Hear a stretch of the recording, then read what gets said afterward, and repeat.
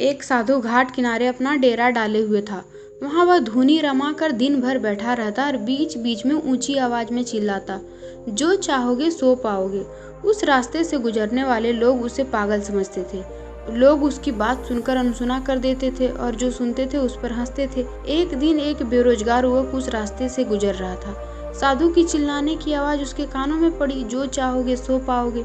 ये वाक्य सुनकर युवक साधु के पास गया और उससे पूछने लगा, बाबा, आप बहुत देर से जो चाहोगे सो पाओगे चिल्ला रहे हो, क्या आप सच में मुझे वो दे सकते हो जो मैं पाना चाहता हूँ? साधु बोला, हाँ बेटा, लेकिन पहले तुम मुझे ये बताओ कि तुम पाना क्या चाहते हो? बाबा, मैं चाहता हूँ कि एक दिन मैं हीरे का बहुत बड़ा व्यापारी बनूं।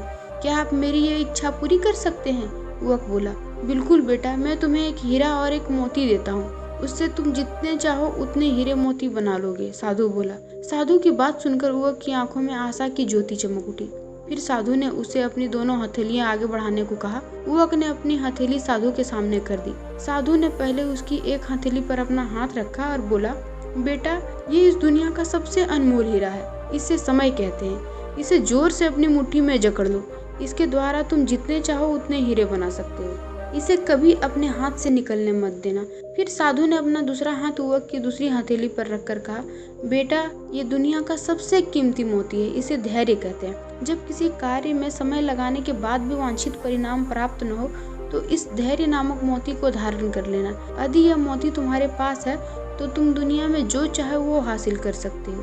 युवक ने ध्यान से साधु की बात सुनी और उन्हें धन्यवाद करके वहां से चल पड़ा।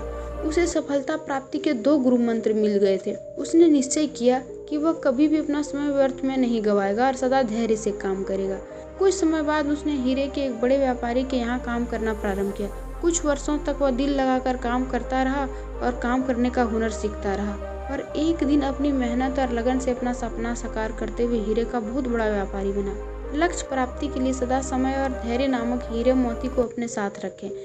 अपना समय कभी भी व्यर्थ न जाने दें और कठिन समय में धैर्य का दामन न छोड़ें। सफलता अवश्य ही प्राप्त होगी।